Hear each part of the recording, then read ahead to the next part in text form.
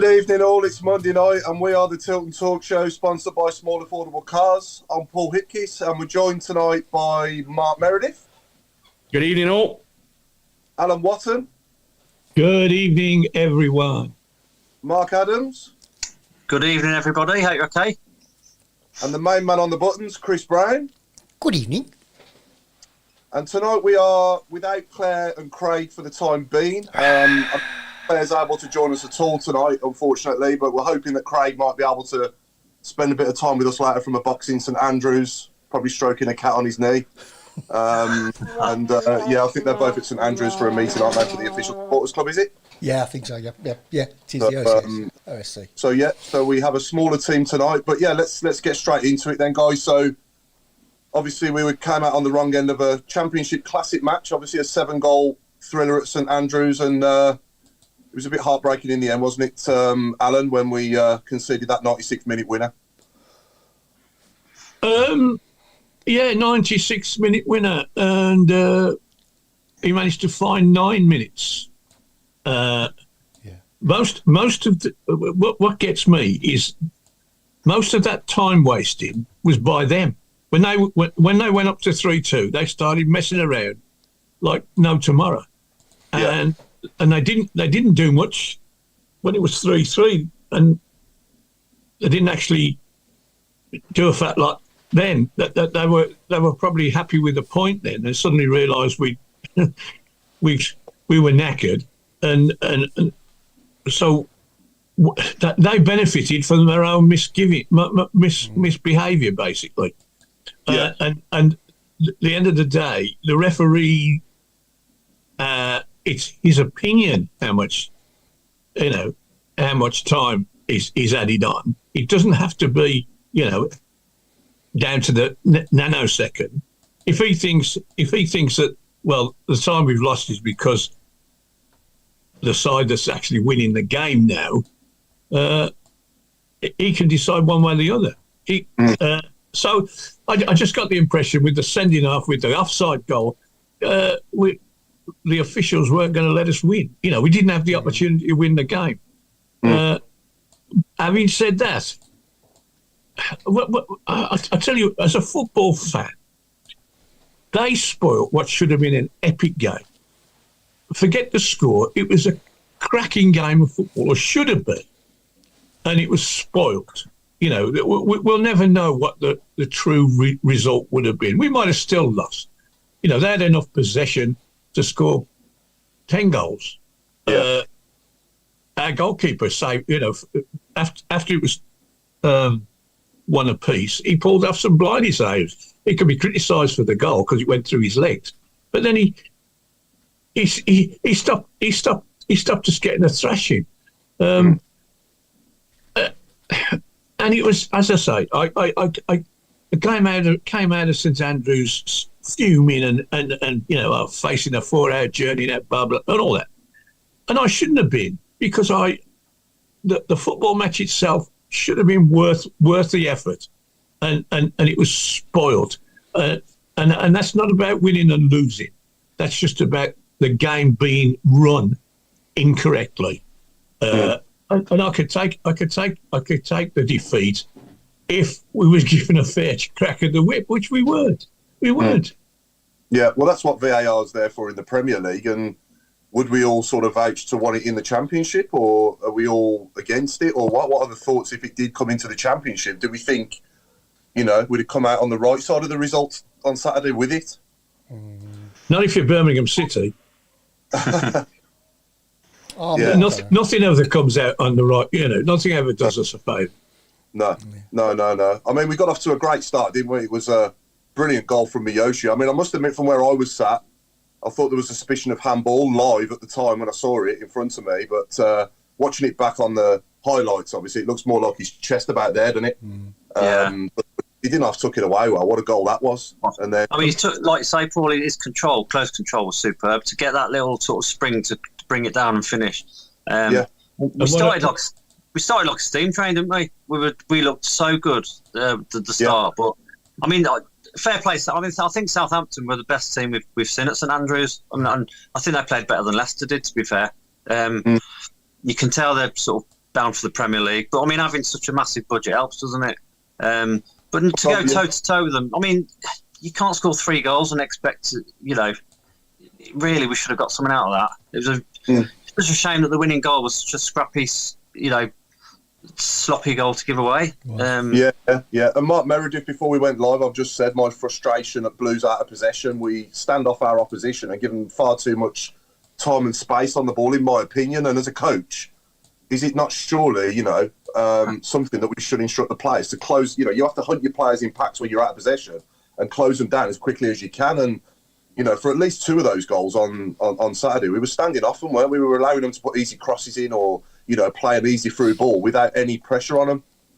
Yeah, 100%. Listen, it's typical Blues, isn't it? We sit back. We've sat back for so many years and just invited pressures to come against us. And against a team like Southampton, where we know that they're going to possess probably 90% of the game, I think you've got to have a little bit more about yourself, and you do have to go into those earlier and close those spaces down.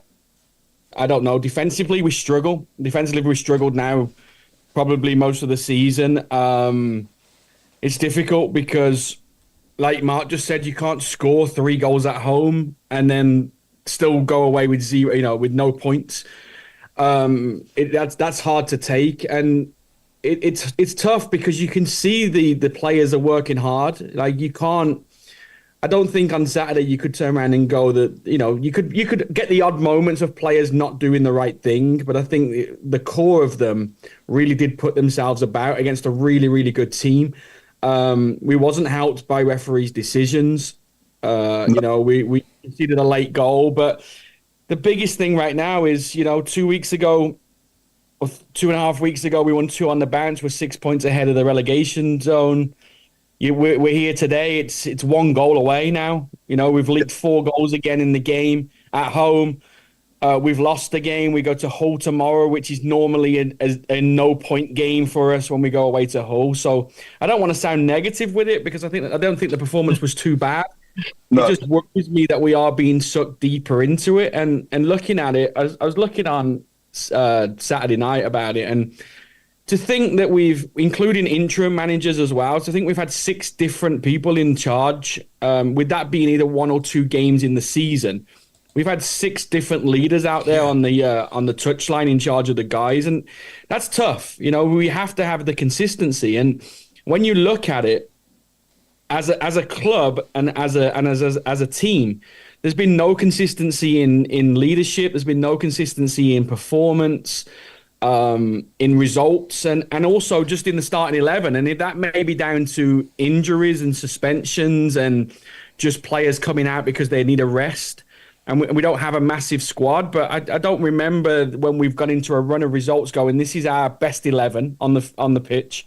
We're picking results up home and away, even if it's only 1 point here and there. And we're going on a consistent run. And unfortunately, we're being sucked back down there again.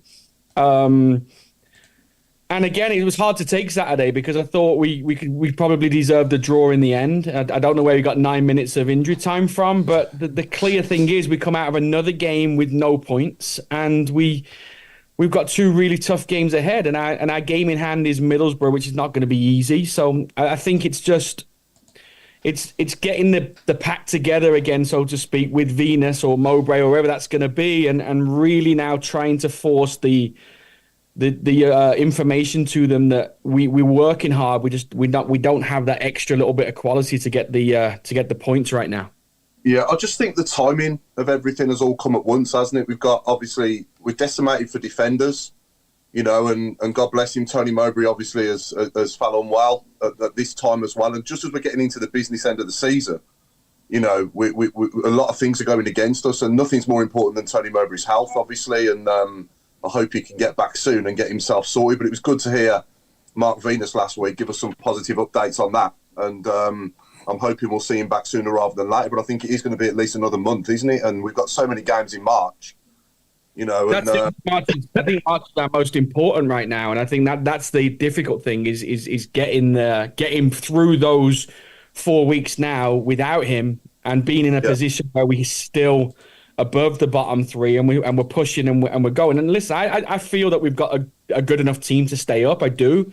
But my biggest thing is now as a fan is the results on the field is what is to speak about it, and we're not getting those. So we can't sit here and go, we'll definitely stay up, because right now we probably in the championship are the favourites to be in that bottom three, because people like QPR getting results away at the top of the league on Saturday just proves that these teams are all fighting and getting results when they need to. So we're certainly not out of it. I wish Tony Mowbray the best.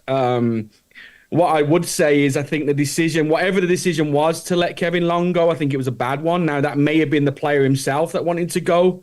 But we're in a dire situation now with defenders. And he, again, I watched him in the MLS. And don't get me wrong, I live here in the States, and MLS is not a strong league. But it's his second game last night, his second clean sheet for the team. This is a team that probably kept one clean sheet all season last year. Have now played 2 and conceded no goals in both games that Long's played. I'm not saying that's him, but he's solid, he's smart, he defends well, and we're going to miss that over the next couple of weeks. Yeah, definitely. Alan, I mean, we're lacking leaders, aren't we, at the moment? We haven't had a leader on the field for a long time, really. Can I just draw your attention to something? 3 games ago, we beat Blackburn 1-0. We kept a clean sheet. Yeah. And our back line was Drame, Roberts, Bielik, and Lang. Yeah, we haven't had that. We haven't had that back line since. No, and we've not only have we had to change it game by game. In some games, we've had to change it a couple of times within the 90 minutes. So getting that, getting that cooperation and playing with each other and understand. It just keeps disappearing, and you've had a go at Sanderson. The poor bloke was injured. He come in, different partner. Next game, different partner, and today Saturday he got sent off. What kind of momentum can that give anybody, let alone him? When you're being basically changed every game, and sometimes twice in a game. Going back to that Blackburn game, sorry, Alan, going back to that Blackburn game as well, another massive thing that we had was our leader on the touchline, which I think is what we're really badly missing at the moment on a match day. Oh, absolutely, we haven't had a proper leader on the pitch, like I just said, for a while. I don't know, who would you say was the last proper captain we had? Probably Michael Morrison or Robbo, was it? Robbo, yeah, easily. Yeah. Ward. Barry Ferguson. I mean, Anthony Bailey here, I've kept this comment, so we've been backing off all season. Sanderson is the chief backer offer. I'd go with that, Yeah, and I agree with you, mate.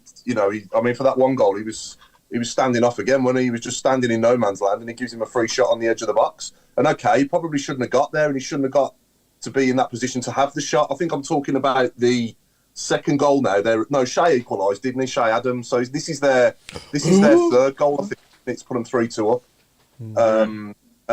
He got the third, didn't he? I think didn't Shea? No, it was the one where Buchanan fell over, and the bloke just walked past him. That's the one. Yeah, that was the equaliser. Yeah, but as soon as Buchanan fell over, he was then one-on-one with Sanderson, if you like, or Sanderson was away from him, and he should have been rushing out to narrow the angle down to give him less to shoot at, but he was just backing off and standing still in no man's land, and he gave him a free shot. Certainly had a free shot in the end. Couldn't miss. Let's say something on that, though, and I'm not trying to make excuses for anybody here. Like, I openly say that I think Roberts and Long was probably our best partnership so far this year. But I think, we talk about when Rooney came in and the different style he chose to play. And a lot of these players, Sanderson being a massive one of those, couldn't play that system.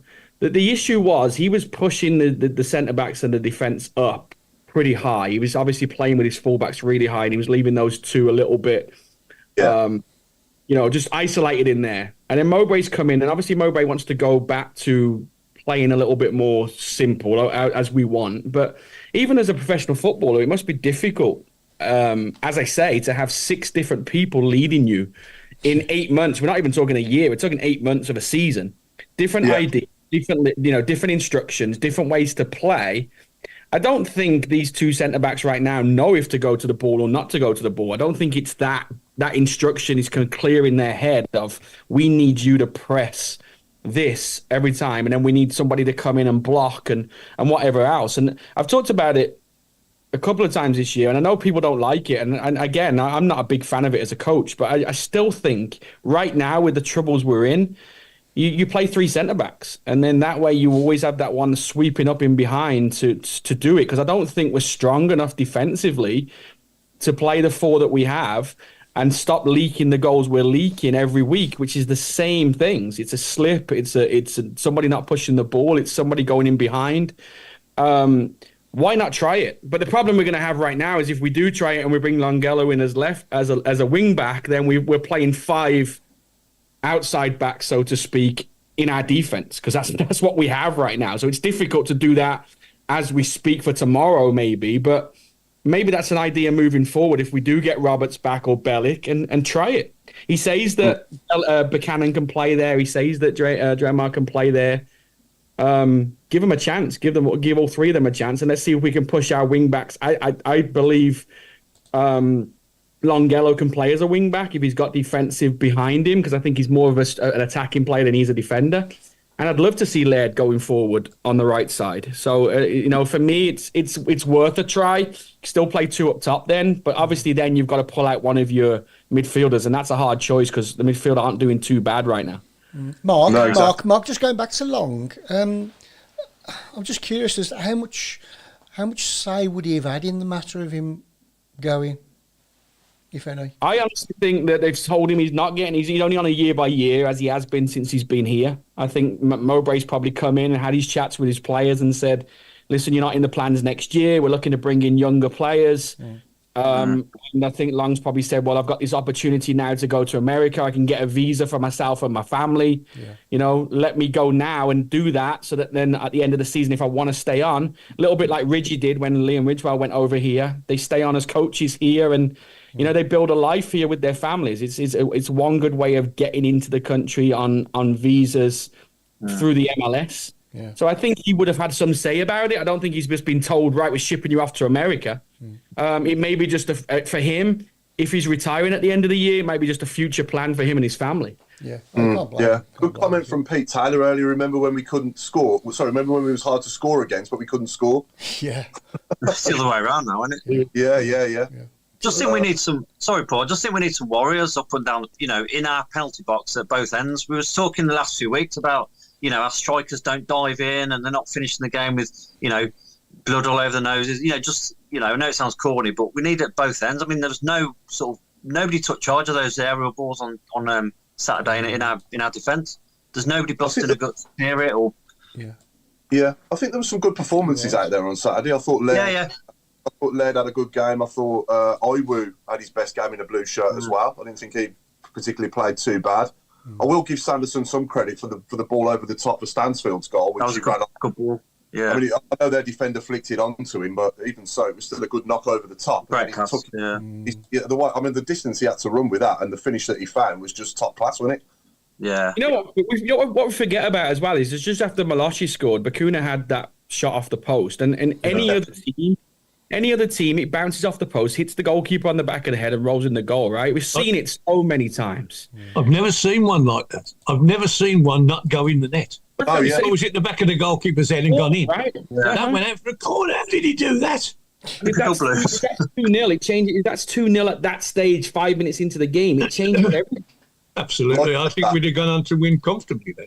Yeah, I said that at the time. I said the second goal now in this game is massive. If they get it, then it completely changes the game. If we get it, then I think we could go on and win comfortably. I did say that to the people around me at the time. And,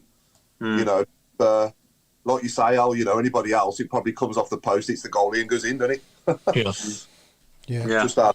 How many times have those guys down the road scored this year with massive deflections that have gone into the goal? Because I've lost count on how many times I've seen it. Not with just them, but with everybody.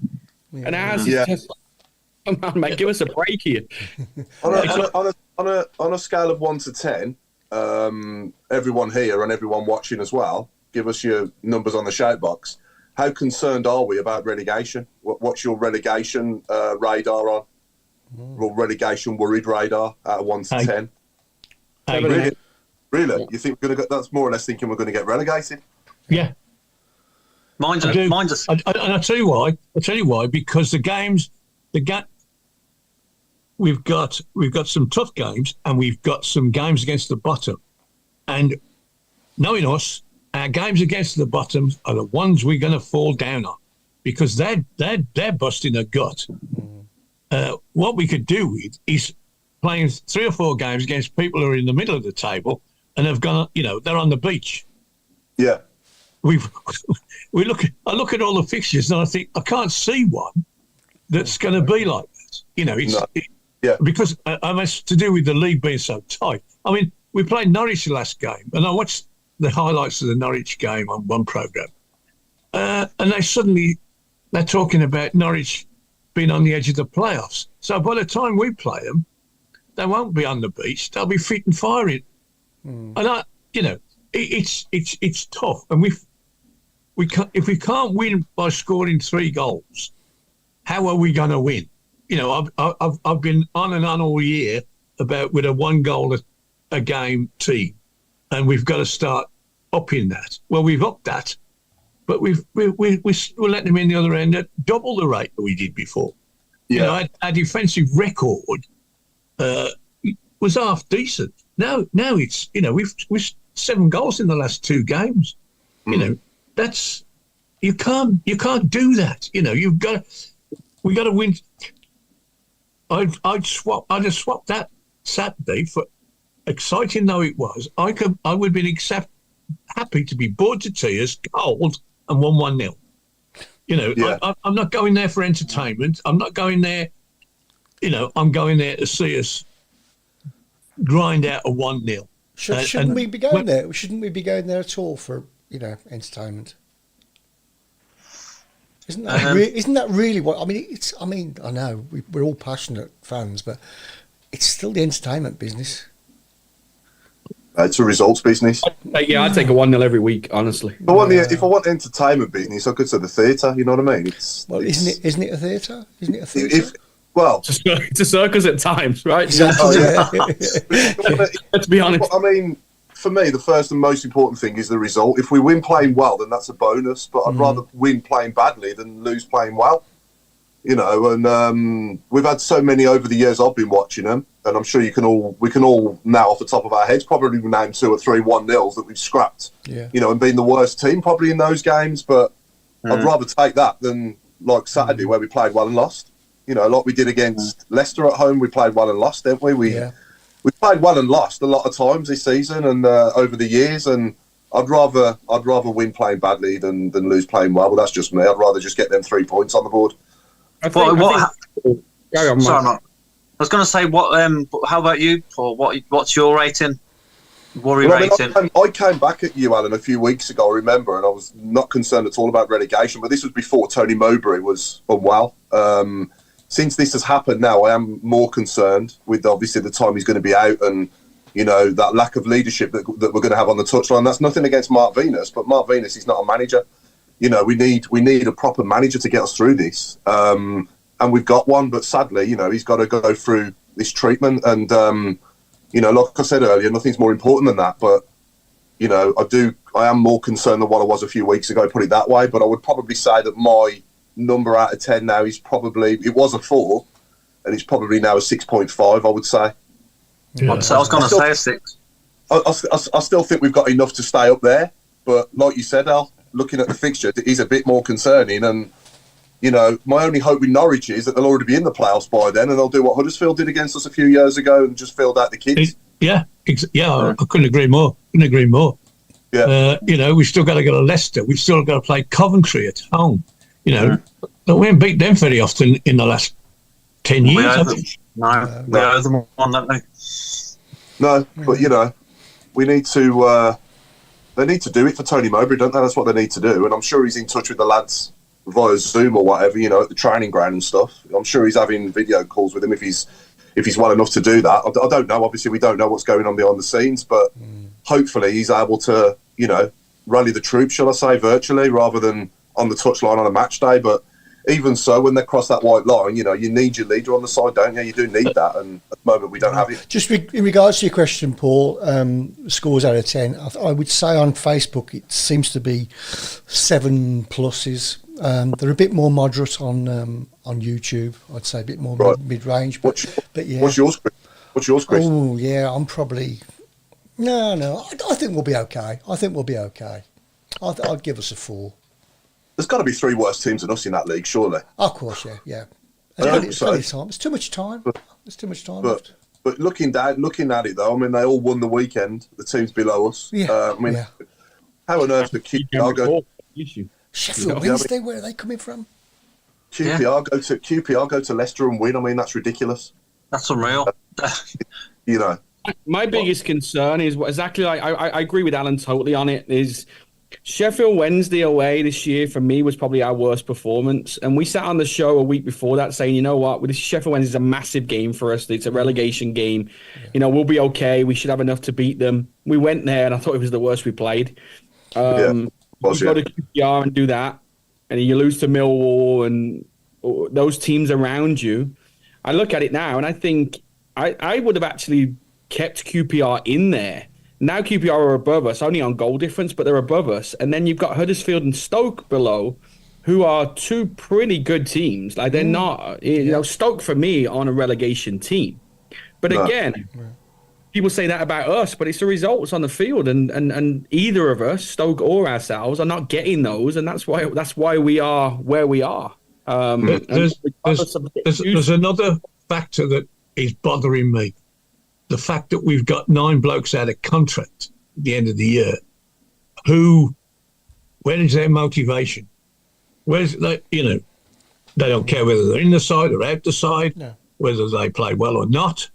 You know, I'm probably exaggerating, because professional footballers, I hope, are professional enough to, whatever the situation is, they play for their careers, right?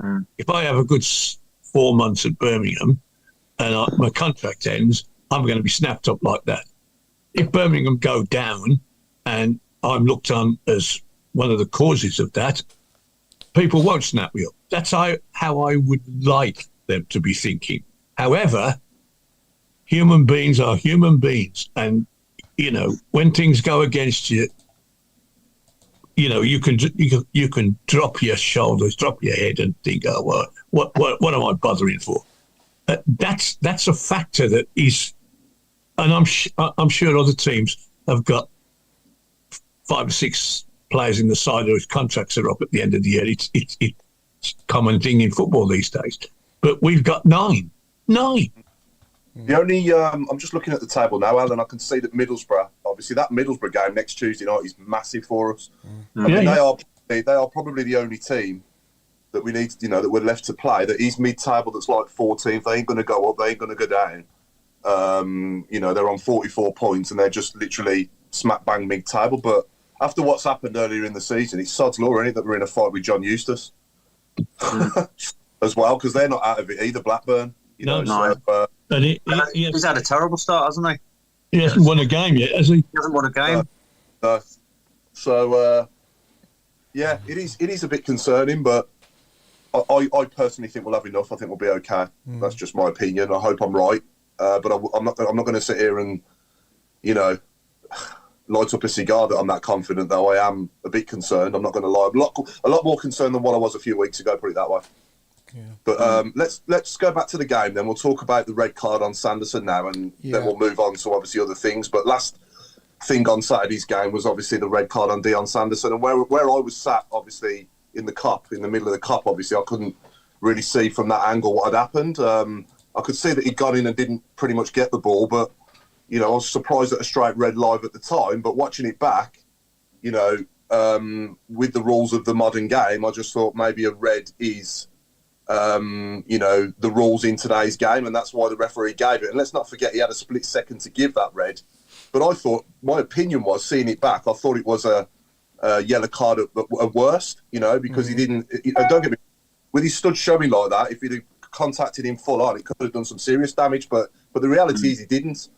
But maybe what made the referee do that in real time in that split second was he must have saw his stud showing and then just give him a straight red card for dangerous play. But if we appeal that, do we think we'll get it rescinded, or what's our opinions first and foremost on the red card? And if we appeal it, do we think we'll get it rescinded?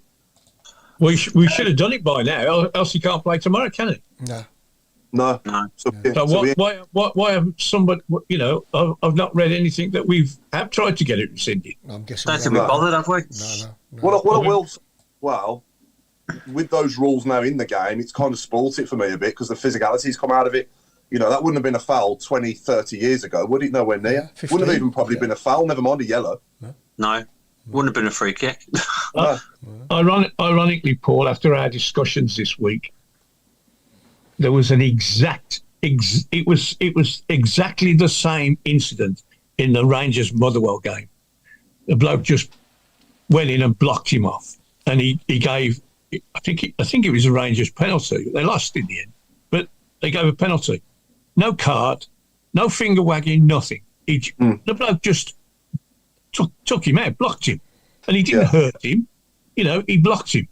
Yeah. Body check, and the referee. And I thought it was amazing. It was almost like a replay, and the Motherwell centre half, as I say, penalty, no arguments, no bookings, no finger wagging, nothing, and we got on with the game. And I thought, well, this is at Ibrox Park, where people think that Rangers get every decision going.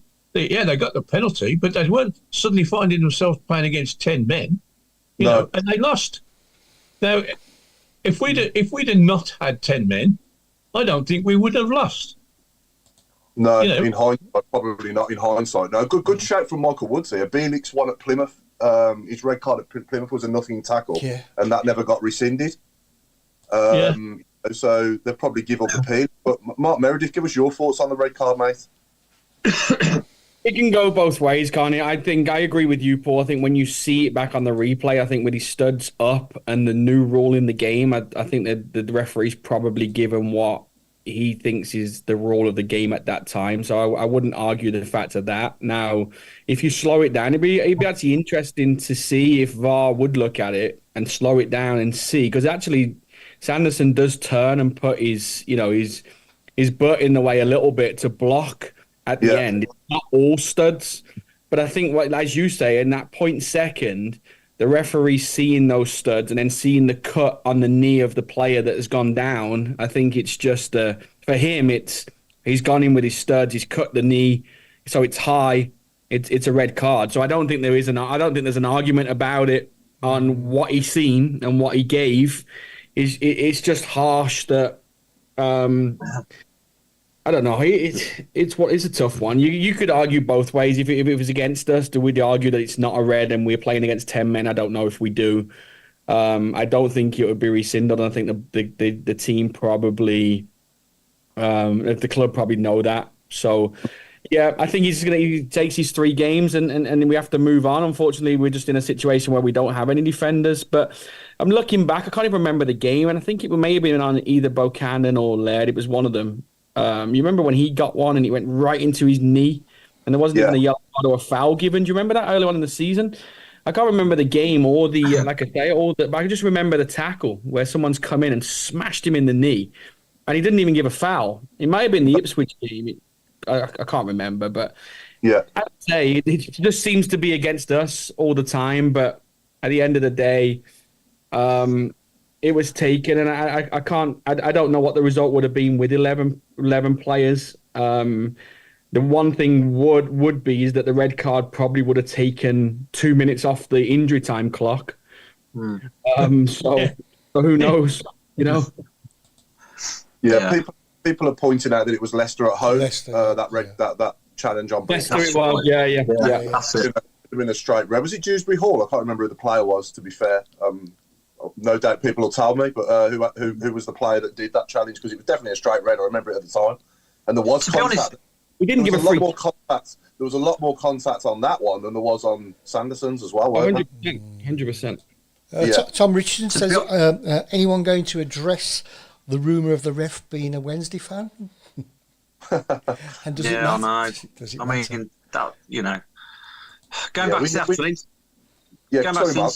No, sorry. I mean, that happened right in front of, where I sit. And at the time, I was fuming. I was like, absolutely livid. I thought, that's a joke. But then when you sort of calm down the next day and you look at it again, you think, well, actually, you can sort of understand a bit of reasoning behind it. It's just pure. At the time, you're just absolutely mad as anything. But you can understand it a little bit. Yeah.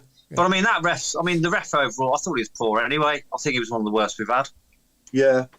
I think for me in the modern game, there's a lot of things that aren't better than what they were before. And one of them is, the offside rule. The other one is the handball rule. The handball rule is ridiculous. And the other thing that drives me insane with the offside rule is they don't put the linesman just will not put the flag up straight away, will he? Or let them run through. Yeah. Someone's going to break their leg or something unnecessarily one of these weeks. So like I've said on here before, for that reason. And it just drives me mad every time a player goes through. You're like, go on then, because he hasn't put his flag up. You think he's on, he's onside, and then he hits the shot, and then sometimes it might even go in the back of the net, and he's going to put his flag up. Yeah. Like they're so slow. It's unbelievable. Yeah. I think we're probably seeing the last days of linesmen anyway. I think there was a big penalty shout in the second half, and the guy who committed it, he actually demonstrated for 5 minutes after this incident what he'd done, and every time he demonstrated what he'd done to his mates, I was thinking, I agree with you, mate. That's a penalty. He'd done this sort of thing and knocked the ball away with his hand.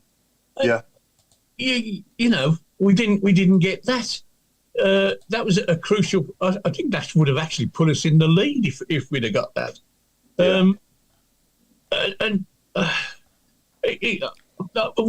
I almost you feel embarrassed to be talking about referees when you've lost, but the facts, the facts are there.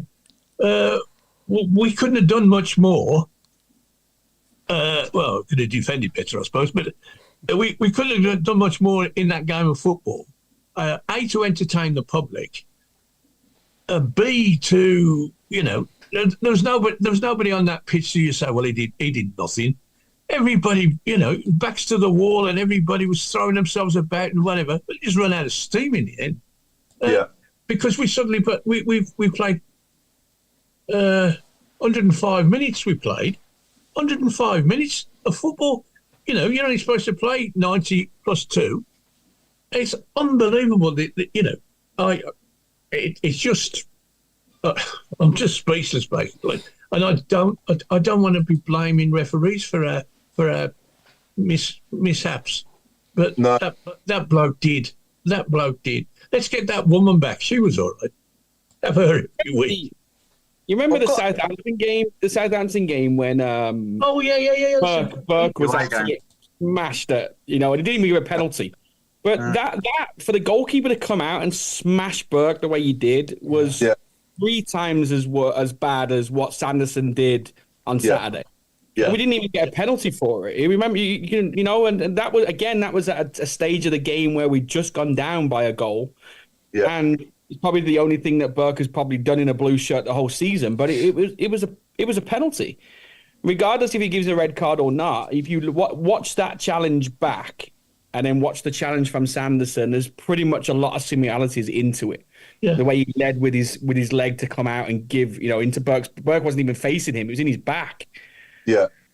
I mean, Jason Hughes makes a good point. Lots of comments about injuries, bad luck, crap refs, players out of contract as if it's just Blues, and it's not.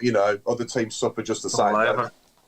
It's not just us, but it's just more frustrating, obviously, when it's your team, isn't it? But I think we can blame ourselves as well, though. The way we defend, for me, there's just not enough urgency there without the ball. Like I said earlier, we haven't got the ball. We need to close our man down quicker and stop giving them so much room to aim at and space on the ball and time as well. And it was even frustrating the life out of me on Saturday watching it live. I was saying it live, and it's like, when they played that through. I know Armstrong was offside, but he should never have been able to pick out that pass so easily. No. You know, and then they've got through us quite easily as well for the goal, obviously, from the edge of the box, and even Shea Adams' goal as well. Even Shea Adams had time to fall over and stand up again and score, didn't they? Yeah. I think it could be time for Sunic again. I shout the praises. I thought the Zal's done really well, but he's a creative midfielder. Sunic is a dog out there. He'll run and he'll just protect and he'll win tackles, and we miss that. We miss it because we've taken Bellic away from that, and we've taken Sunic away from it. And now our midfield now are full of flair and going forward. Just don't have a clue how to defend when we lose the ball. That's our issue. How do we feel about, sorry, Mark, how would we feel about putting Sunic as an emergency centre half if we had to? I wouldn't. I would put him as a 6 in front of Buchanan and AU, because I think he can still protect and he can still be that third centre back, but he's still got that gap in between. That's what I would do. That's his position as a 6. Yeah. He'll do it, but you've got to be smart enough to say to him, listen, your job is to protect the 2 guys behind you, because they're not real centre backs. And I just think he would do that job for us. I just think that we focus a lot, as I say, on getting the ball and trying to push forward now, which we're scoring more goals, which is great. It's when we lose it and we don't have that little bit. We get the Bacuna, Bacuna for me is a great player. Just doesn't have the defense in him. He's lazy. He can't get back. You know, someone like Sunic or Bellic, when he's fit in that 6, really helps us just protect that a little bit when we lose. Yeah, you need that ball winner. You need that ball winner, don't you? It's so important to any team to have that player in the middle of the park that can win the ball back for you. To be honest, Paul. I mean, going to what Mark said, I'll bring Sunic back, and I'll even give him the captain's armband as well. Yeah, because he was played out with skin when he was wearing the armband, and I think I'll just make him captain again. Yeah. A lot of people asking after Craig and Claire. They've just realised, 45 minutes in, they've just realised that Craig's not on. So, they're both at St Andrews for an official supporters club meeting, and don't be surprised if Craig joins us a bit later if that meeting finishes early enough. If it doesn't, then they'll be back next week. And next week we're joined by, hopefully, Chris, I'll let you finish my sentence. Somebody. Hopefully we've got Harley. Hopefully we've got Harley Dean and Harley Dean. Yeah, Harley. Yeah. Harley. It's going to be the Harley show. Yeah, it is. That's going to be a cracking show, that isn't it? Yeah. That'd be really. Yeah, if we can get them both on, that'd be brilliant, wouldn't it? Because his son's just signed for Blues as well, isn't he? So that's great. Well, that was a great headline, that was, wasn't it? Harley Dean signs for Blues. Yeah, absolutely, yeah. They got a few people. I want to say something completely irrelevant to Blues, but some sad news today that Tony Green has passed away. From a child, I used to absolutely love Bullseye on a Sunday night when I was a kid, and one of my favourite ever programmes. And sadly today we've lost Tony Green, the legend that was on the office. People every Sunday night. I'm sure we all remember him. Maybe not Mark Meredith. Nah. That's him. That's the bloke. It's the bloke. Yeah. Oh, him. Yeah, him. Yeah. Oh, right, yeah. Oh, that's sad. Let's see what you could have won. Yeah. So that's obviously the game discussed, and we've got a big week ahead now, haven't we? We've got 3 games coming up now in the next week or so, and we need to try and get at least 4 points out of them 9, don't we? Really, if we can, at least. Mm-hmm. I do like this comment from Anthony Bale. He said, "Let's not play the victim guys and have this victim mentality." Yeah. We just I agree with that. Basically, we just need to attack. Yeah. No, absolutely, yeah. Just need to man up a little bit and just like I say, just go for it. Yeah. But this is it. We scored 3 goals, so attack's not the problem. Our problem is keeping the ball out the other side right now. Yeah. That's the biggest issue, and I'm not. Again, we've sat here for half an hour probably blaming refs and stuff like that. The fact is, Southampton were a better team than us. They possessed the ball a lot more than we did, and as Paul said at the start of the show, we sat off and allowed them to do it, and we got caught out in the end. Yeah, definitely. Yeah, sometimes you have to help yourself, don't you? 100%. Certainly do. Can I just bring something up? As we've got plenty of time. You know me, I sit watching old Blues videos ad nauseum, and I've been watching matches from our third division days, in front of an empty St Andrews, people like Sturridge and Gleghorn and whatever. And they've shown lots and lots of goals from that particular time.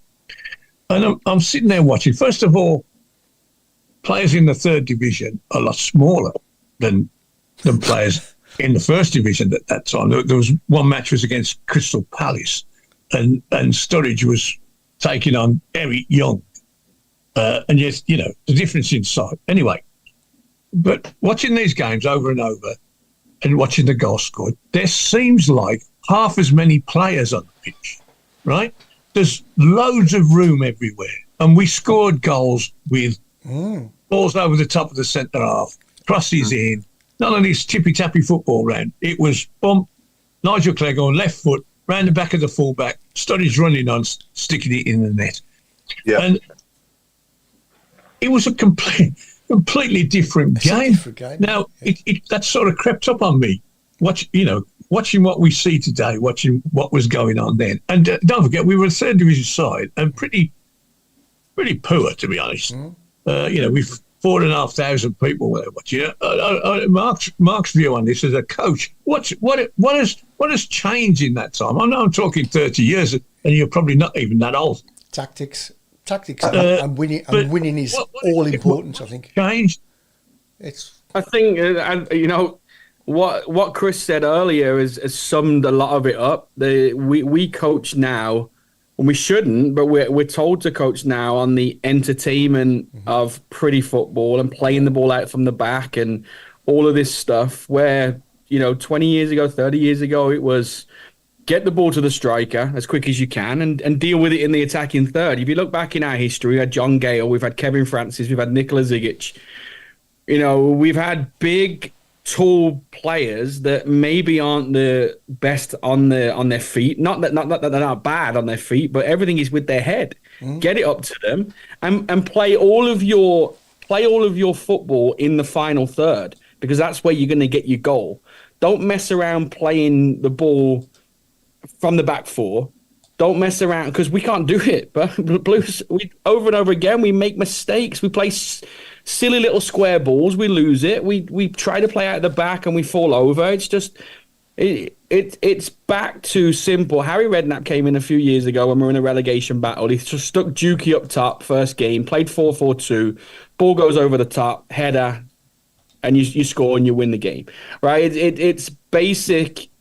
Yeah. The game has changed in not 30 years, in 10 years, I think, to the fact that coaches now, we've got people like Pep Guardiola now that are masters at it, but he has billions of pounds to buy the best players that can do that job.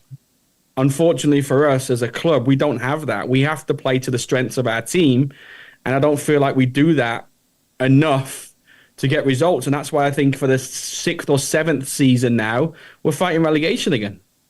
I mean, how often do we see a goal kick now just kicked up the pitch rather than it kicked out to the fullback or the centre half? Yeah, that's never see it. Yeah. You don't see it very often, do you now? No. And also the pitch is all important now, whereas in 30 years ago you'd play in a quagmire. It didn't. Yeah. It was still equal footing, wasn't it? You know what I mean? Yeah. You remember the days when you were losing with 10 minutes to go, and you put someone like Darren Purse or somebody, just throw him up top for the extra striker. Yeah. And then just kick it. Put the pressure on the defense and win something in the air, because it's going to drop down and someone is going to get an opportunity. They don't do that now. Even when you're losing the game with 10 minutes left, they're still trying to play the same football. And unfortunately, we're not good enough to get that in the goal by playing the football we play. Yeah. I was gonna mention as well the journey home from St Andrews. Alan, I know you have obviously a 4-hour journey, so I don't want to sit here and moan too much, but getting out around St Andrews now in a car is terrible. Nightmare, isn't it? It's terrible. Funny you should mention that, because the Sunderland game, right? I came out, I walked down to the Waterloo Lane, across the island and towards Digbeth. And there was not one, I crossed the road there, and there was not one car going either way. and and I read all the complaints. Nobody could move. Yet there was no road. There was no cars in that road. Now this week, I'm looking for the same thing because there was a pretty good crowd, and it was chocker. It was I could have virtually walked over the roofs of the cars to cross the road, and I thought, well, what's different? And I think obviously people got away a bit quicker this week, but with the 27,000, you just can't cope. They can't cope with that many. I mean, I saw people pulling out. They can't get out of their car, and there's a car coming the other way, and they'll just pull out and stop him to try and get out. And I've watched it. And I'm glad I'm walking. Basically, I'm walking up to the station, and it's much more comfortable. I'm not even sure if it's just blues that's causing the problem, because you go back 12 months. I used to be confident that I'd get home to only miss a few minutes of the R5 game. Now I'm lucky to watch the first half. You know what I mean? And are you walking all the way to town from the ground? Yeah, because there's no buses. Yeah, there's no buses. The buses from outside the ground on the Coventry Road, that's blocked off. By the time I get to a bus stop, I'm nearly at the station. Yeah, I'm like that. I start walking back up towards Digby. If the bus comes, I can jump on it back to Coventry, or I'll just go and get the train. Can you? Do you remember that time, Alan? Alan, do you remember the time when they used to have all the buses lined up? I do. From the Greenway all the way down the Country Road. Yeah, they used to come out. Out of, and people used to come in. They fill the bus up, and the bus would go. And then another one would come in. They fill that up. Let it go. I think something like that would go down well. Really, free buses. I think. Well, there's a lot of, to be honest, Chris, there's a lot of away grounds who do that. I mean, Stoke are one. Yeah. That's what they do. They just use the old buses and go back to the old days, just ferry people off. Get them out of the way.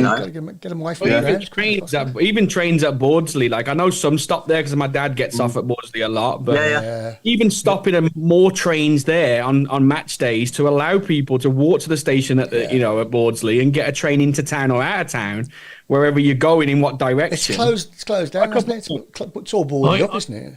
I go through Bordsley on my train from Marylebone, right? Now, I have to go up to the station, Moore Street, and get a bus back to the ground, which I get the 97, which stops on the backside of the ground. Now, why is it that on match days that London train can't stop at Bordsley? I don't know. Yeah, because 90%. By the time we reach Banbury, Blues fans are getting on, and by the time you get, it's full of Blues fans, but they have to go into town and come out again. Yeah, would you stop there? Would you stop there? Yeah, and be able to get on? Ironically, I went to see a friend of mine who lives in Alton, so I had to get off at Solihull, take the train to Alton, right?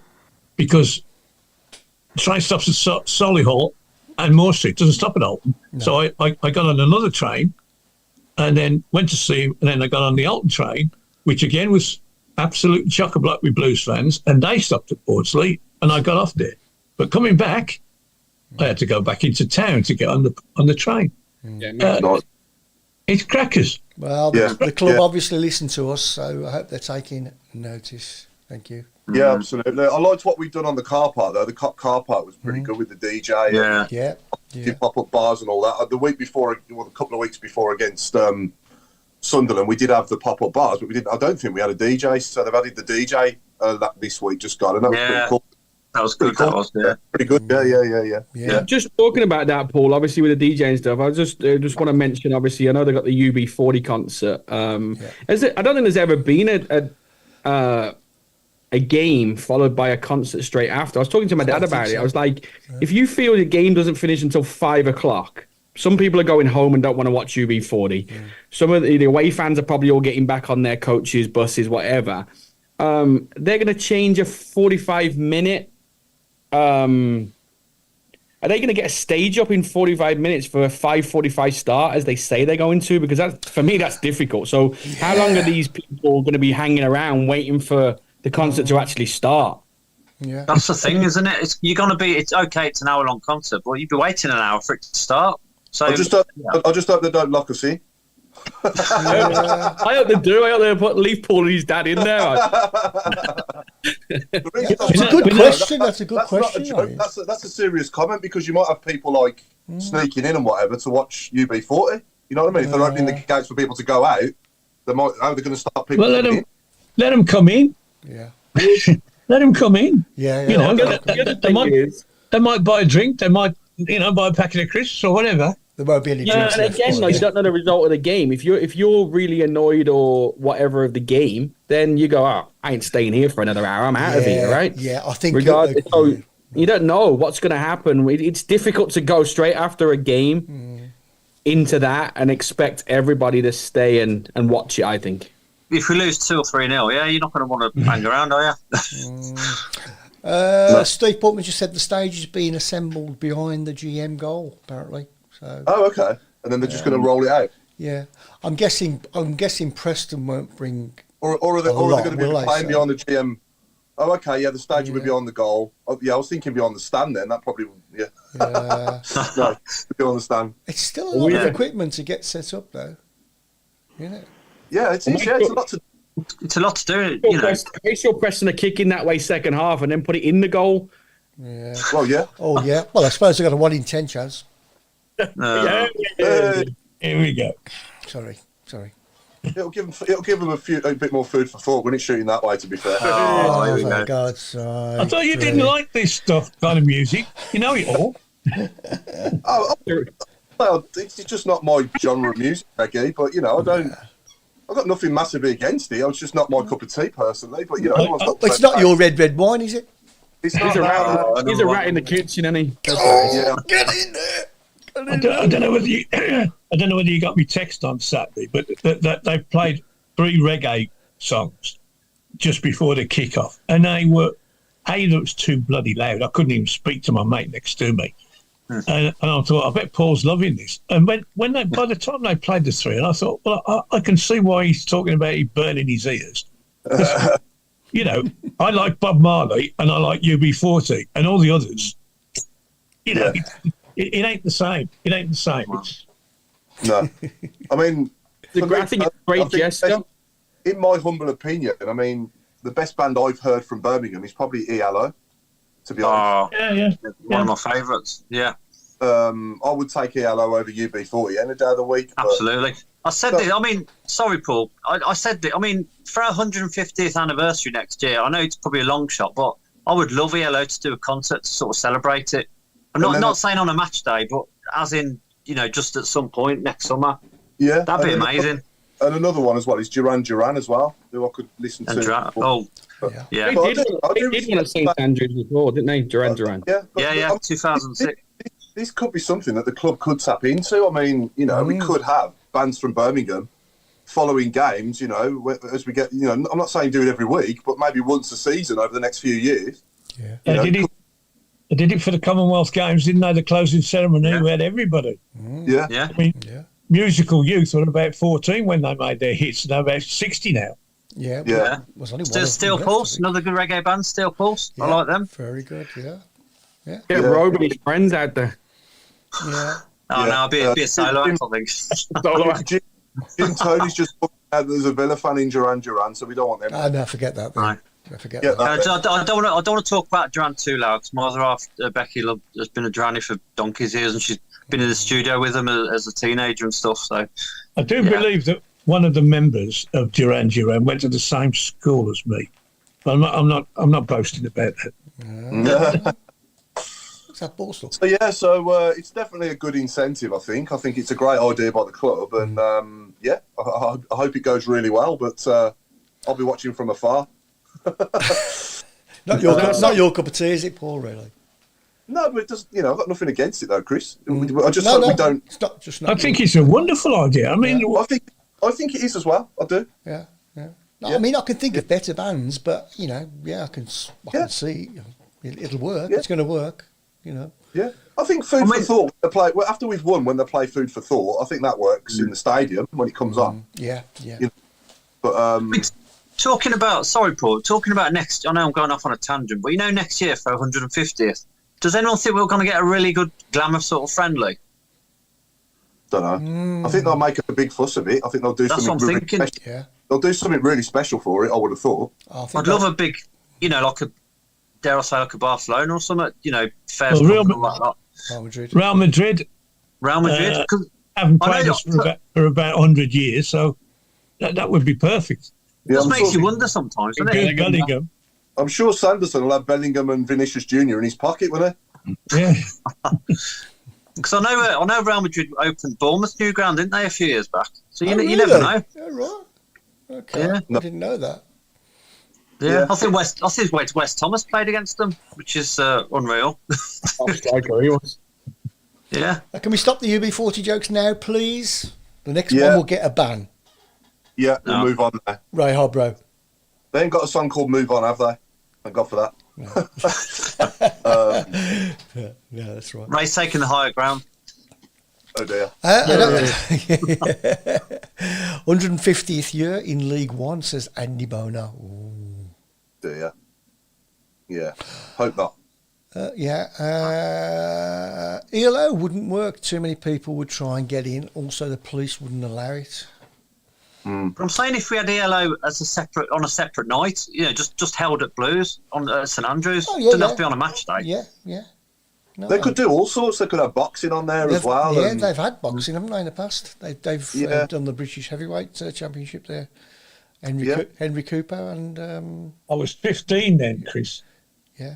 And because he clashed with me O-level. Who was the other guy he fought? Because he came to our house, he did. Johnny Preston. Johnny Preston, that's it, yeah. He came to your house and you don't know his name? I know, yeah. Well, I was only about 3. So, you know what I mean? I was only about 3. I used to sit near Johnny Prescott at matches. Is he still alive? I doubt it. I don't know. I doubt it. He was a friend of my dad's. So he must be older than you. Simon Corbett said the quo. I presume he's referring to status quo. Yeah, there's only one of them left. There's only one original left now. They're Cockneys, aren't they? Yeah. I don't know. Yeah, they are. Yeah, they're Cockneys now. I don't know. Not a bad band though. I'll never forget. What was the song they played in Cardiff when we beat Norwich on penalties? Oh, Rocking All Over the World. Yeah. Right, every time we hear that song, it just reminds of Cardiff. Yeah. I just said I'll never forget that, and now I forgot the name, and then I forgot the name of the song, but I'll never forget the moment. Johnny Prescott. Boxing would be good. I would pay to see Rooney get knocked out. Yeah. Well, he actually came from a boxing family, didn't he, Rooney? He wants to be. His uncle and his dad, and I think he's got an older brother somewhere. I know that his younger brother was a footballer as well, but it was a boxing family, the Rooneys in Liverpool. Yeah. Jason Hughes makes a good point. We can't even sort out a Trevor Francis statue in 30 years, let alone sort a friendly out. That is a shame, really, isn't it? There's got to be something on the agenda, I think. I think it's in the pipeline. I think we didn't. I mean, he had his funeral in Marbella, didn't he? But you would have thought that there's something, a memorial service or something put on in the town. Yeah. He's our most famous son. He beats James Watt by a mile.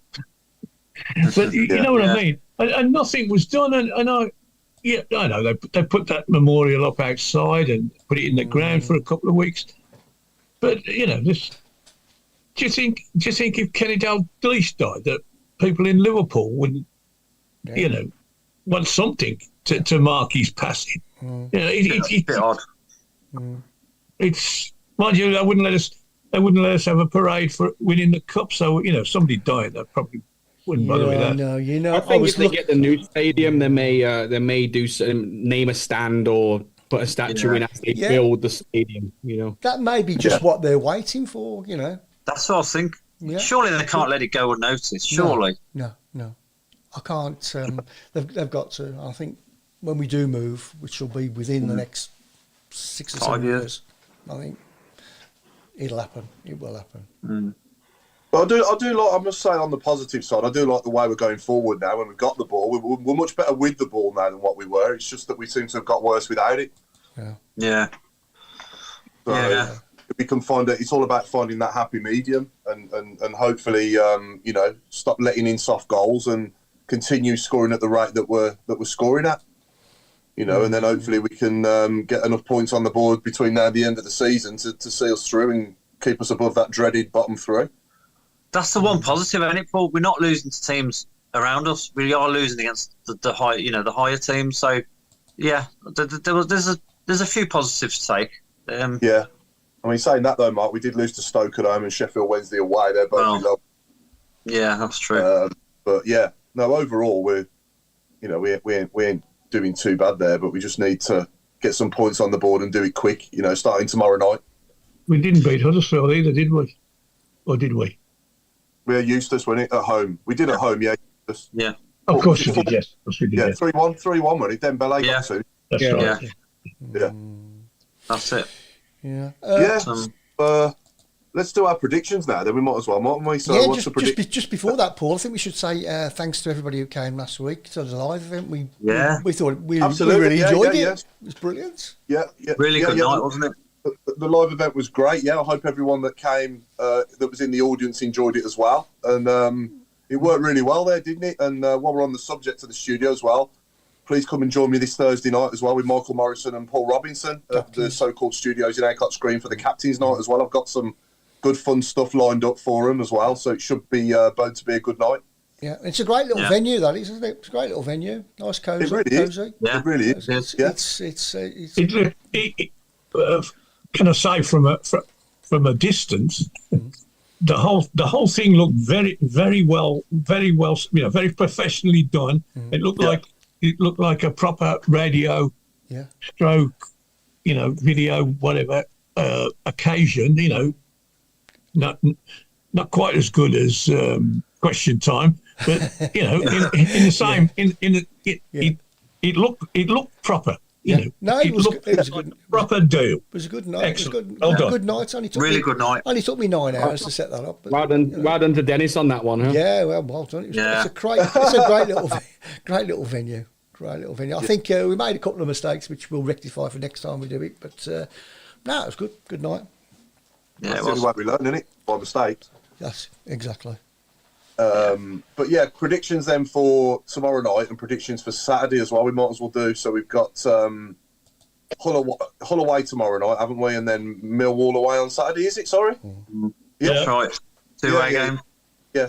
Oh, when you're 95% sure, and that 5% makes you apologise in case you're wrong.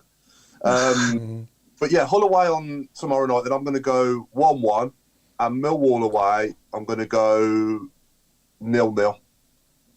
So I reckon 2 points out of the next 6. I reckon we're going to draw 2 there. I think we'll. Yeah, sorry. So I was going to say 1-1. A patched up team will get a 1-1 tomorrow, and I think we'll get a 2-2 on Saturday. I think 2 points. Okay, Alan. I'm inclined to agree with the 2 draws, but I don't think there will be 2 draws. I think there will be 1 draw and 1 not a draw. Yeah, I think I got a feeling we might win tomorrow.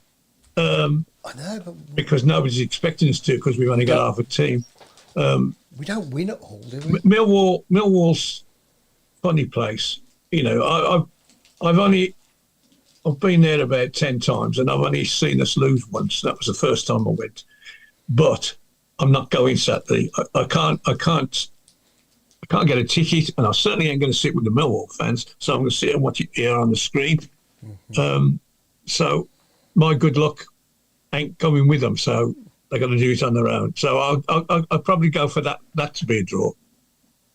Yeah. Because again, Millwall beat somebody who they had no right to beat, didn't they, on Saturday? Who was that?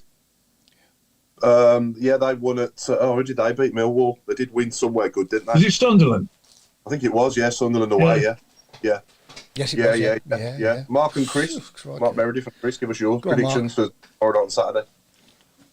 I honestly think we'll lose both. I hate to say that, but I just think with the defence as it's going to be in the next couple of games, I think 2-0 Hull tomorrow, and then I'm saying probably a 1-0 loss Saturday. And again, my heart would say I'd definitely take 2 points out of the 6, but my head says right now that I think we aren't strong enough with what we've got right now to go to both places and get anything.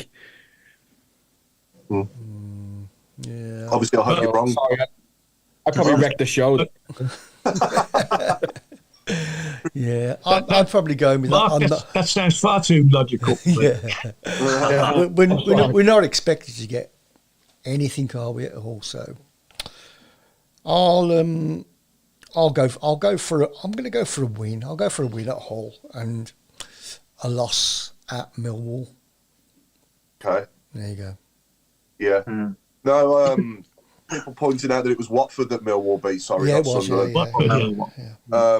I think Lilypad had a question earlier, didn't she, Chris? Have you still got that anyway? I've just seen it coming up regarding. Yeah, I've got it. Question: if each one of you could pick any footballer that have passed on from any teams to make up a start 11 at Blues, who would it be and why? Do you understand that? No. Not me. We're dead. We're dead. Yeah, I think. Yeah. I'm guessing. Any players that have Diego Maradona, George Best. George Best, You got to have Bobby Francis Moore. in. Bobby Moore. Bobby Moore. We've got to be careful. Trevor Francis might get in. I think so, Francis, yeah. you have to. Yeah, Francis. Yeah, I think she probably means. Does she mean Blues players that have passed on? Players that have played for Blues that have passed on, or She didn't out say of football ever? Do you know what I mean? I So think she it's- might mean. Got to have Gilmerick in goal then. Yeah. Oh yeah, it's got to be. If start making up a starting 11 at Blues, who would it be? So I'm guessing it must be. Blues So players, out of absent Blues players, yeah, Yeah, absent players that have played for Blues. Yeah. But Trevor's definitely up front, isn't he? Yeah. In there, yeah. Gilmerick, TF. Ian Handesides, and I'm trying to think. There's probably a lot that Gary have Ablett passed. as well. Yeah. Roger Hind. Roger Well, Hind. Roger Hind. Right, yeah. For my time, but Oh, Terry Cooper. Terry Cooper would be a great left back. yeah, left back. Was he left Did he back, play? Alan? Didn't play, did he? No, but he was a manager. He was a manager, Yeah. So we'll have that. Yeah. I think the forward line from the 60s of Mike Hallowell, Jimmy Bloomfield, Jimmy Harris, Ken Leake, and Bertie Halls might. At least 4 of them would be knocking on the door of any all-time great side. Yeah. What Eddie Browne? Ooh, Choo Choo Benitez. Eddie Browne? Eddie Browne. I never saw Eddie Browne. I've heard him talk. He's a very funny man. The nutter. Yeah. Oh yeah. What about Howard Kendall? Oh yeah. Yeah. Oh yeah. Oh yeah. To be honest, we could put up a great team, really, couldn't we? Good team, right? And Frankie, fun time, Frankie Worthington. Oh yeah. Frankie Worthington. Yeah. Somebody said Christian Benitez earlier as well. Bless him, yeah.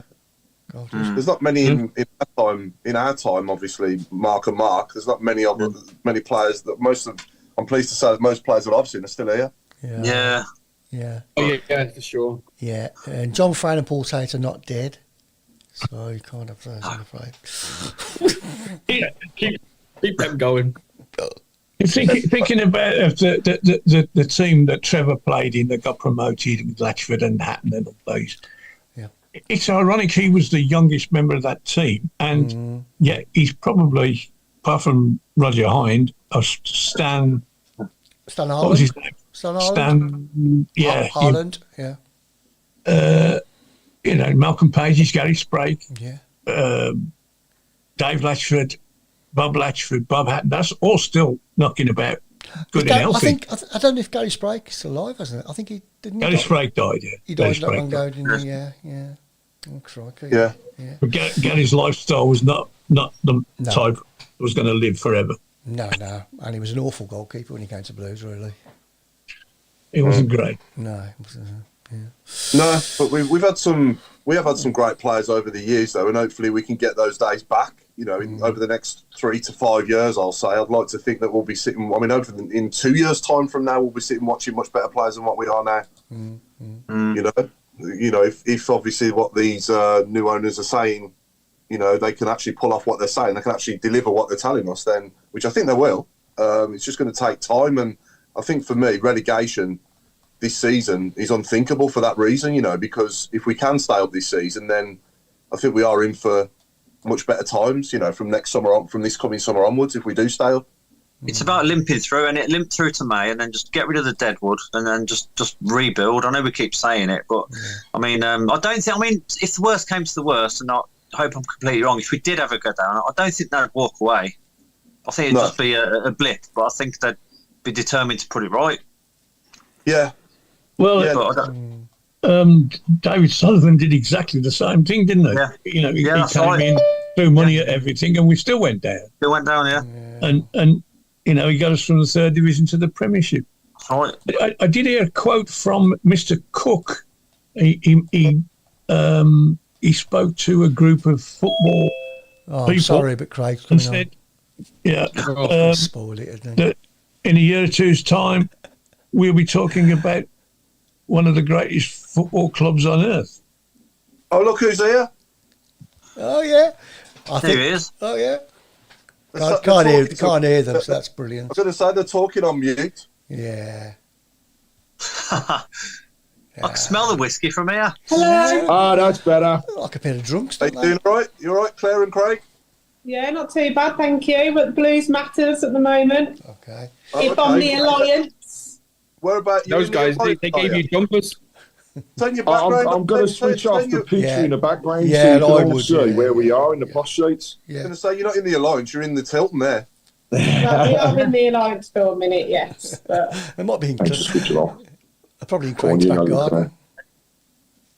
Claire. Yeah, look at him, he hasn't got a clue when it comes to technology. Ah, that's it. Background and effects. Let's have a look. Exactly the same. Do you want to- There we go. So we are. Oh, there you go. That's better. Alliance. Yeah. Do you want to give everyone an update on what's happened so far tonight? Well, we all met up and we were talking about all the different like groups and everything. And then we've all kind of branched off and we were just talking about really the strengths and weaknesses, things that we need to look at. And then each group are going to meet. So I'm doing the men's match day and you're doing the ladies. I've got the aren't you? ladies' games, yes. So in terms of the content and what people have gone through. But what's been interesting is hearing the points of views of all the different people involved. So there's always, with the Blues Matters, somebody from the club. Yeah. Then there's somebody leading that's generally a fan. So Ellie, for example, is doing the ladies. Who's doing yours, Claire? I can't remember his name. Is it? I don't know. I don't remember. It's all a bit of a whirlwind. One job. But it's the one thing I can say is, you know, there's going to be a lot that goes on with Blues Matters across all the different areas, and it's going to be something that the club will be publicising. And the idea is that we get the feedback and then that's acted upon. So with all of what we've just gone through, it's not about just saying we're going to have a whinge. It's actually about what can we do to improve things, how can we change it, and then that will be acted upon. So as it puts to us, no idea is a harebrained idea. You know, if something was cost 70 grand, as I said to us, it just definitely wouldn't happen. But you know, if there's things that can be done in a short space of time to help improve things, then they'll listen. So there's going to be a lot of involvement. There's also going to be a lot that goes into the open house and stuff like that. So there'll be way more interaction than I think people will have ever seen before. So watch out really for more. Sounds interesting. And any ideas and things like that, if people want to obviously let us know. Obviously me for the men's match day and me for Craig the for the ladies, then obviously just let us know. Obviously we're not miracle workers, so you know, just about getting hot water is enough. But I think it's all about like making sure that everybody's included and things like that. So fingers crossed. Yeah. Excellent. Good stuff. Did anyone mention the acoustics? Like the sound? Because that seems to be getting worse, doesn't it, every week? As soon as you said that, Mark, your sound went all Oh no, terrible. we couldn't hear a word you were saying there. We've spoken about the sound. A lot of it's going to be next year now. they've got, apparently there's speakers within the main stand that I didn't even know. And I said, obviously, now we're doing who, because we haven't got a clue who they're actually talking about, say who to. So, but there's so many different things that we've all said, so we'll see what happens. Yeah, and the other thing that I want to put out there, I mean, I've said it on the show many occasions now, it's about getting more people down to the game to watch the ladies. So, I'll be interested in people's thoughts on what stops them coming today. Now, if it's not, it'll be not just somebody's kettle of fish, and I totally get that. And that feedback is still feedback. But what's the driver is more around the families and the side of things and how we can get more interaction with schools, with clubs and associations that are doing stuff with the ladies' game already. What else can we do to encourage people to St Andrews, or as it kept referring to, St Andrews at Knighthead Park, to get people, more and more and more people down here to support. And there has been an increase in attendances, below 1,000 to start the season, just shy of 1,800 at the last game. So there's improvements, but what else can we do to bring that along? And the main point was we didn't have any fireworks on Saturday, which I didn't obviously recognise. But it's, do you still want the fireworks? Are we a safe club for children to turn up? Would you bring your family here? Would you say that, do we have the long family experience?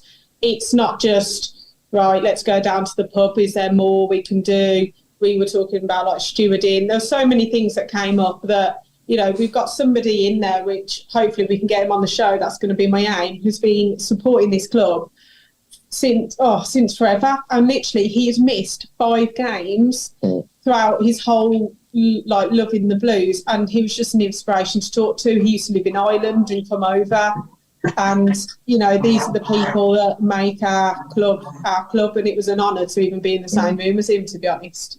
Yeah, I think the fireworks work well on the night games, but in the afternoon kickoffs at 3 o'clock on a Saturday, I think it's a bit of a waste of, you don't get the same feel, do you? It's not the same effect. No.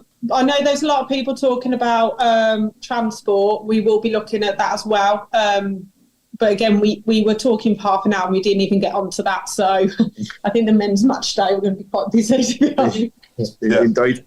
That was brought up about the ladies as well, was the fact that some people just cannot get here because there isn't the transport links that we would like. So there's a lot of different things that have come about. The other thing that was mentioned was about the supporters clubs. Now, it's been obviously released now that we have various supporters clubs that are affiliated to the club. I'd just like to say I got my first set of feedback following the show last week, and thank you to Kim who sent it over. We got that into the club and the club acted upon it.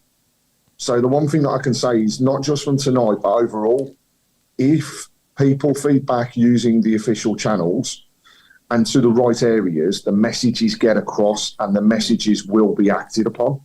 Might not be straight away, but they will do something about it. So all feedback, positive and negative, please get across to us so that we can get those details to the club. And the surveys you get, they actually do look at them and the data. So I did say when Rooney was involved, I did put a lot of people were like, what's the problem with the match day?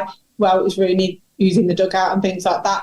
I have said that obviously we've got to stay up this season or else we're already 10 years behind. We will be another 5 years behind if we don't stay up. So I said, we can talk about all this all you like, but if we don't stay up, do you know what I mean? So I think on the pitch, if we improve on the pitch, then obviously more people will come. There's so many ideas out there. So obviously we're not miracle workers, but it might be, obviously I can see like a lot of transport things coming up on the socials and things like that. So just let us know. But obviously if there is something that you think actually that would improve it, the people here are the best people to kind of like talk to. Yeah. Who's hosting the event there tonight? Is it Jeremy Dale or Gary Cook? He's here. Jake's here. Jake was the one who was doing it. There's some people on Zoom, but it's quite a full house, isn't it, really? Yeah. We had Sarah Westwood join in from the club as far as the ladies are concerned. That's going to be Hope Powell moving forwards. You've got Dale Moon here as well. So there's a proper assortment of people that have got, an involvement. Big things here. So Vicky's going to be heading up the South Asia side of things. So his involvement obviously is going to be huge as well. So there's a proper mixture. And the one thing I can say is the word of Tilton Talk is definitely out there. People do listen. Yeah. People do watch. They look on social media. They're looking all over Twitter or X, whatever you want to call it, Facebook. So they do watch and they do actually take into account a lot of things that we do say. I think because how we do it on here as well, we're quite to the point, but we're opinionated as well. They can see the passion, because that's what they want to see. That was first thing on the thing. Give us the passion. Everybody is a Birmingham City fan. Everybody's got an opinion. It's just great. It's been really good, actually. It's really, really, really positive, and that's the one thing that I would say is they started with the open house, and it was actually how they opened up this evening. It was a breakdown of what they've done so far. So when they first took over, there was a promise of 6 things. Those 6 things now have actually all come to fruition. They've launched the Blues Matters groups. They've done the first open house. They've got the official supporters clubs there. All of those routes improve communication. And there's just so much more to come. It's scary. And it's not 2 months, 3 months, 6 months, 12 months. They're talking tonight about these groups' 3-year plan. So there's a lot to go on. But communication is two-way. So we've got to continue it. And they will listen. And those who haven't got in on this tonight, because obviously we're lucky that we managed to get chosen for whatever reason, is they are still going to include them in other things as well. So if you do get involved, your voice will still be heard. And I think the more that we did say weaknesses because we're not perfect and we're nowhere near perfect, but we're a lot better than we were 6 months ago. Yeah. So actually, there's still things to improve. There's always things to improve. They were comparing us to Man City. Obviously, they're kind of like model. Obviously, we are a lot further away from that. But I think if the football improves on the pitch, we've got to stay up. We've got to hopefully play better than we did the weekend and try and score some goals and win some football matches. But it's for the overall match day, getting that next generation in. We've all supported this club since we were little. We remember our first game or the highlight of our games, and it's all been the experience.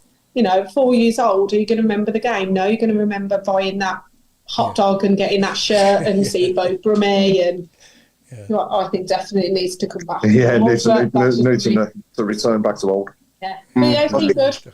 Yeah, no, I think that's the most important thing you said there, Claire, is that the main thing that any football club that gets bums on seats is the results, isn't it? The results on the pitch and that league. Yeah, and that league position that we're in as well. We're all tired of, 17th or below, aren't we? Or finishing around 17th every season. And, getting boring, isn't it?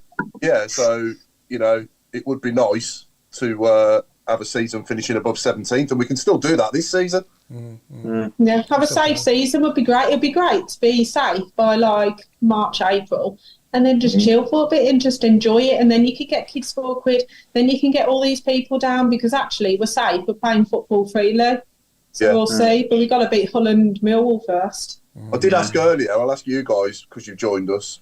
On a scale of 1 to 10, where's your relegation worried radar? I think with 13 games to go playing the teams around us, would 10 be really worried?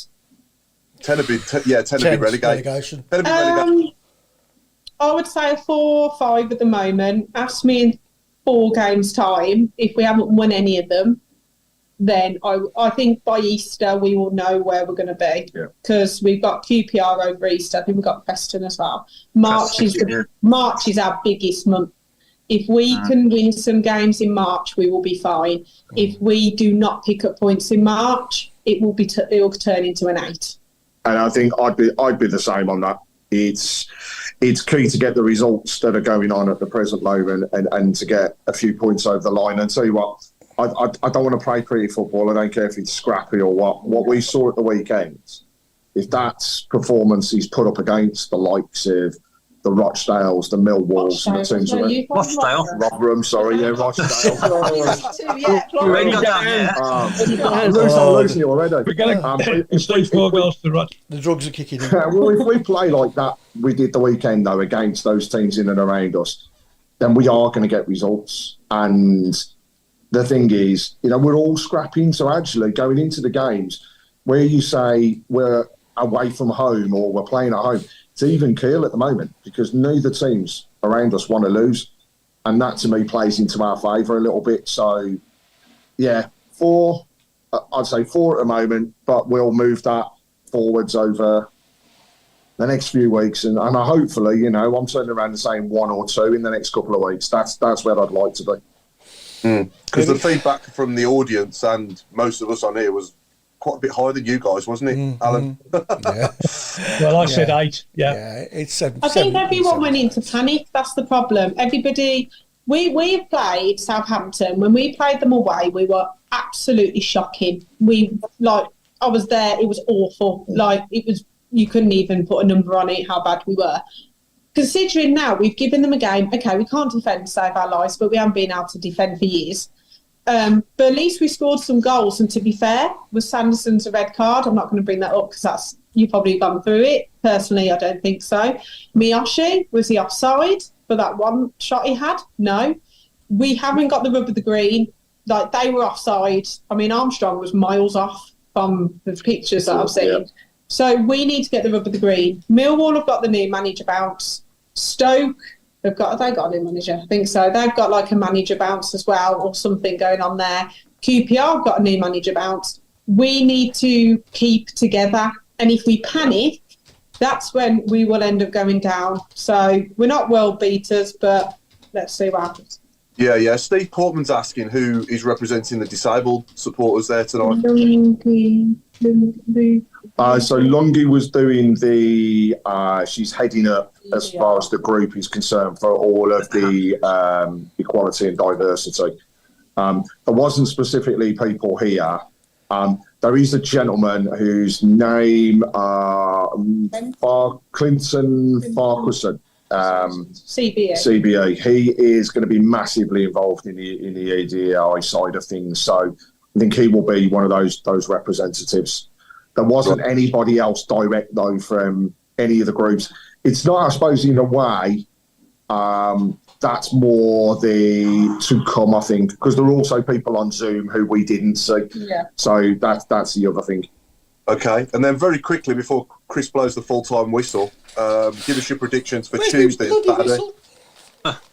I would take a 1-1 at Hull. I think they're flying. Hopefully, because I'm going on Saturday, shocked. I hope that we can beat Millwall because last time it took me 4 hours to get home. So fingers crossed we can get the result. I'll say 2-1 against Millwall. Let's hit them in their own backyard. Yeah. I'm going to go for... sorry, Claire. I fancy us for a cheeky 1-0 tomorrow night. Cheeky 1-0 tomorrow night, yeah. And then 1-1 on Saturday. The one thing I would say is probably been mentioned, but safe travels to anybody that's going. If you normally go on the public transport, be aware that there are issues with the trains and tubes getting to Millwall. So please, for any fans, be safe and enjoy the day. Hope everything goes well. Well, yeah. I can't find a whistle, so you're going to have a. There you go. Sorry. Okay. So reckon a draw. Sorry, Claire, I didn't catch your prediction at Hull. Was it 1-1? Sorry. Yeah, I'll take 1-1. If we can sneak a win, happy days. Yeah, no worries. So that's it, ladies and gentlemen. We've been the Tilton Talk Show yet again, and sponsored by Small Affordable Cars. It's good night from me, Paul Hipkiss, and it's good night from Alan Watson. Good night, everybody. And good night from Mark Adams. Good night from me. Good night from Mark in America. Thank you, Mark Robe. Good night from me. It's a good night from Craig and Claire at St Andrews. Good night from us. Keep it on from here. And good night from here. Have a great one. And over to Mrs. Browne. And it's a good night from me. Good night. Oh, I like this. You know what? We're not doing it from home anymore. We're going to stay here. I'm better than the prison cell. Have you got any pockets? Is there any nice biscuits? Really nice biscuits, tea, coffee, you name it. Is there any friends from Road? No, we told them all to go away. Careful. Hello, everyone. Right. And there you go, you can have a view of the Alliance. Yeah. And even if you want to Nice.